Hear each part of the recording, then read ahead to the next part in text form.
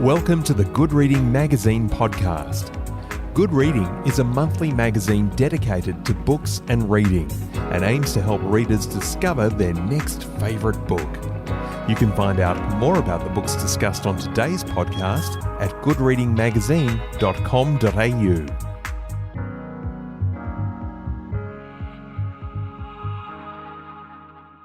It felt like walking on sand.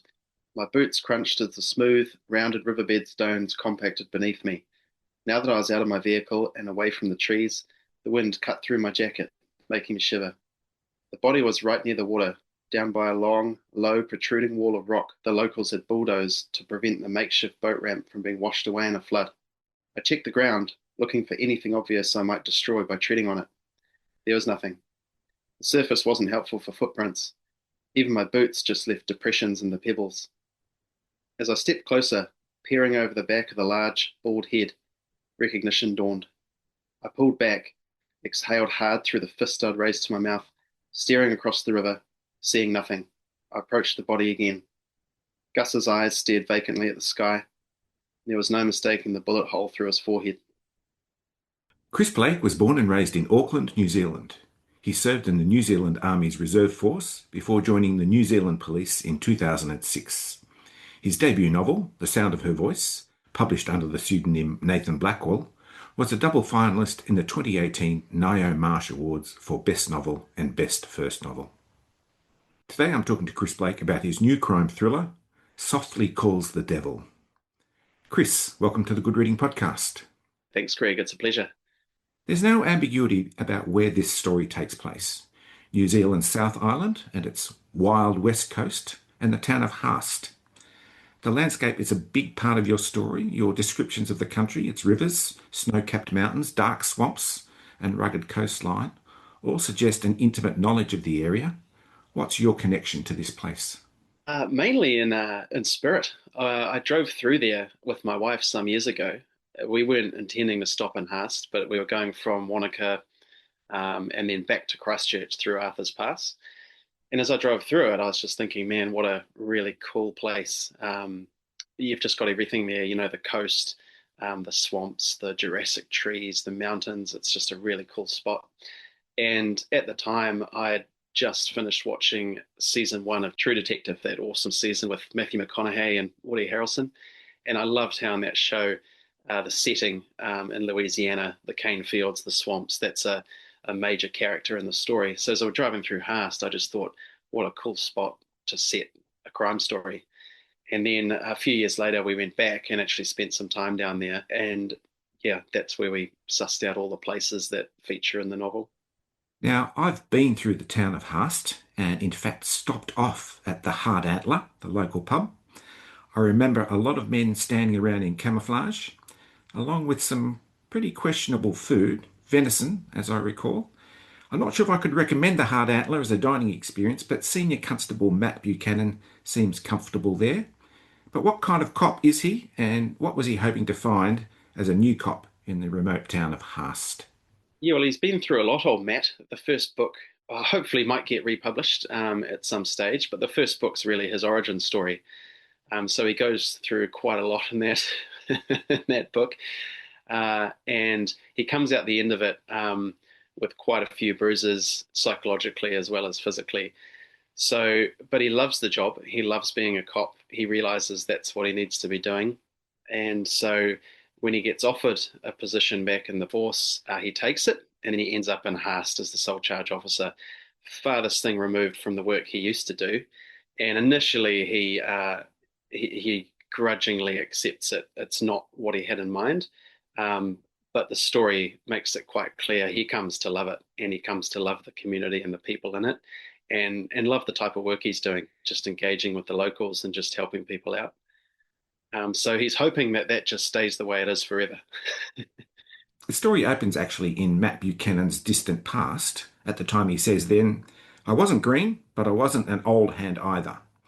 Now that sounds like a man aware of his strengths and weaknesses, but we're then cast forward in time, and he says, "The decisions I'd made had really taken their toll." So what's transpired since 2002 for Matt Buchanan? Yeah, so that's part of the first book. And that prologue is set right in the middle of that first book, actually, but it's a time period that's not discussed in it. And so, yeah, from there on, he's investigating murders. He's getting caught up in very personally in them. He's stepping over the line a lot, gets kicked out of the force, pursues things privately, comes back, and yeah, there's a few. He leaves a few bodies in his wake, and comes out the end of it trying to atone, essentially. And that's kind of where he is when Softly Calls the Devil picks up. But that prologue, he's not supposed to be entirely comfortable in his own skin quite yet. He's just stepped into this detective role, and it's a little bit different. Now, the town of Haast, it's a masculine, hard drinking culture that Matt Buchanan finds himself in. He says, I've got more than a drinking problem, but what are Matt Buchanan's other problems? I don't know if Matt's ever been to a psychologist, but he's definitely skating on the edges of some PTSD, probably some depression. Yeah, at least those two things. But he's self-aware of them, and so they don't really color the second book too much. The first book is sort of the story of how he ends up like that. But yeah, now in the second book, he's supposed to be a lot more self-aware, comfortable in his own skin, aware of what his sort of red lines are. And if he does step across them, he's hyper aware of it and knowing exactly what he's doing. Does that apply to relationships as well? Because he's got a daughter called Haley. Yeah, and Haley went through a lot in the in the first book as well. Their relationship's really close. Matt raised her himself. His wife dies. You don't see it in the first book, but she's not around in that first book. And so he raises Haley himself. And that first book covers a period of about 20 years over his life. So you see Haley grow up in their relationship there. So in book two, Softly Calls the Devil, yeah, Haley's an adult. She's got her own life now, but you can see that that connection is definitely still there. I like the way your characters are all presented with their faults and their failings, completely unsanitized. Yeah, they're all, amalgamations of various people. But in terms of that good and bad, they all have good qualities and they all have a couple of bad ones. And that's just born out of the reality of people, right? And that's something I struggle with writing is crime fiction loves, black and white. There's the good guy, there's the bad guy, or there's the hero and the villain. But real life's not like that at all. So a lot of those side characters in the background, I really tried to draw out the reality of people, which is what you see is not always what you get, and your first impressions are not always correct. And everyone's got stuff going on. Everyone's done really great things, and everyone's done a few bad things. So just trying to project that in there because, yeah, pretending that somebody's great and good all the time is just unrealistic. And the language you use really sets the tone of the story, the casual and familiar exchanges between characters, the use of the colloquial, and absolutely no retreat from the expletive. These things invite the reader right into the story, right into each moment. It's quite raw at times. Is that your natural style? Yeah, it is. And if anything, I probably had to tone back some of the language to make it a bit more marketable. And it's a hard juggle as well, right? Because uh, yeah, the language isn't it's not there to offend anyone. It's there to show emphasis and to show some emotion. That's how it's used.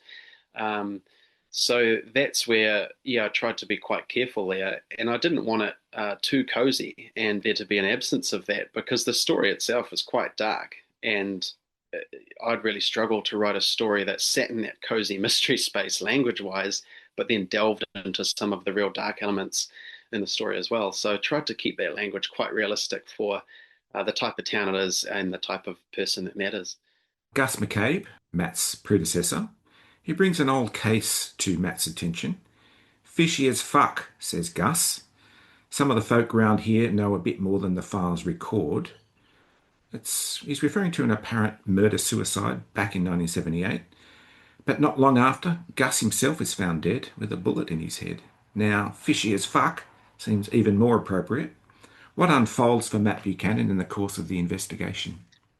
Yeah, he's a curious guy, Matt, right? And he's in Haas wanting to leave these types of cases alone But the problem he obviously has, it's on his doorstep, and he could and does call in the CIB from the other towns nearby.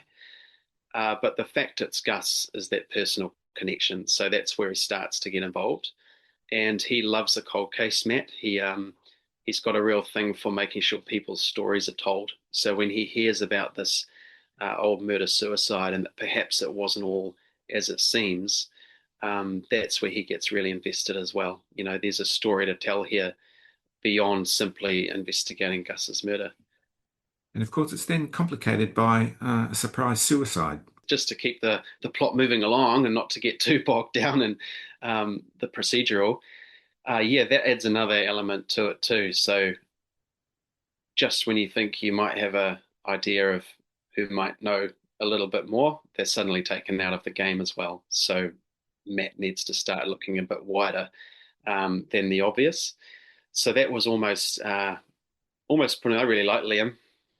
He's great, and killing him off was a bit unfortunate, but it's designed to throw Matt into it. So he's got to actually start using his brain. So it's almost taking someone out. Otherwise, the case would be a little bit too simple. And then, of course, the press start to take an interest in what's happening in Haast when investigative journalist Alec Robertson turns up. But as you referred to, this case is personal for Matt, and it's complicated by the fact that he's not actually in charge of the police investigation. Yeah, for sure. And sometimes in crime, you get that, real polar opposite, journalists and police, and there's a clash there. And in real life, there is too, right? And I think it's born out of each thinks there's a bit of overlap between each other's roles. But in reality, all the journalists I've ever met are incredible, right? And ethical, far more motivated and invested than a lot of ex-cops, can be. So I really wanted to write that character as someone that is totally invested and it does want to do the right thing. And he actually ends up uncovering a few things that Matt can't, which is really cool. But I was also mindful that, cops and journalists don't run alongside each other investigating if it's all above board. So that's why Matt's kind of off the books, if you like, because it allows him to develop that friendship with Alec, and they can sort of work together.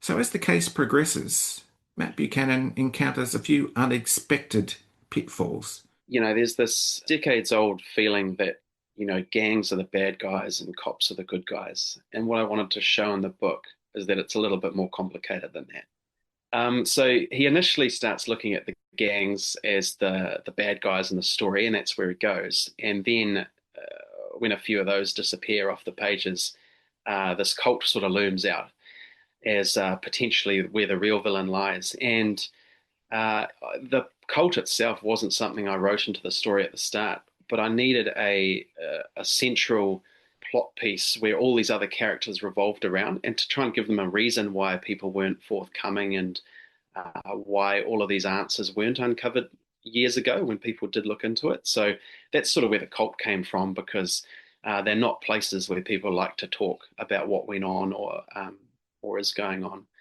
And so for that, I had to look back through a few old newspapers and things like that. And there was a place called Centrepoint on the North Shore where I grew up. And I never had any dealing with it personally. It was before my time. But there are always these rumors about it. And lately, there have been a few books written by some victims of it. And yeah, that idea, I guess, was the genesis of some of the cult elements in Softly Calls the Devil, is what happens when ideas get twisted and people get a little bit too invested and off track from their original idea. Throw in a few drugs and a few other elements, and yeah, there's always going to be tragic outcomes for some of those people. Softly Calls the Devil might fall roughly into the subgenre of police procedural, but as both a serving police officer yourself and a storyteller, is there a conflict between the parts of police procedure you can use and what you must rule out? Yeah, that's a tough one. I'm still in the job, so I still struggle with it constantly when I'm writing. And I'm not a writer by trade, right? I've never done a writing course, and I'm certainly far from the best cop that there ever was. So, but for a while, I'd read crime books, and I'd go, man, that's just so wrong procedurally. The massive red herring or twist at the end, they actually would have figured out on day one of a crime scene examination. And I couldn't stand it. And then I realized once I started writing, I've now gone the other way. And I love the escapism of crime fiction. And I love that the procedure sometimes goes out the window, because you need that for a book to be interesting. The realities of what detectives do, and not taking anything away from the seriousness of it. But a lot of it is procedural, meticulous, plodding. It is mundane work that has to be done. It's putting hundreds of items into brown bags at a crime scene over several days, sellotaping them up, writing in your notebook for hours. All of that stuff would make for an incredibly boring book if you're trying to read exciting crime fiction. So it is a struggle for me. Some people think, well, being a cop, it must make writing crime fiction really easy. I think it almost makes it harder, because the whole time you're trying to clash with that procedural knowledge. You know that this is what should happen, but that's going to be boring on the page. So I need to somehow speed that up and actually, move the plot along. Let's go right back to the beginning. Your first novel, The Sound of Her Voice, was published under the pseudonym Nathan Blackwell. The connection between these two novels is Senior Constable Matt Buchanan.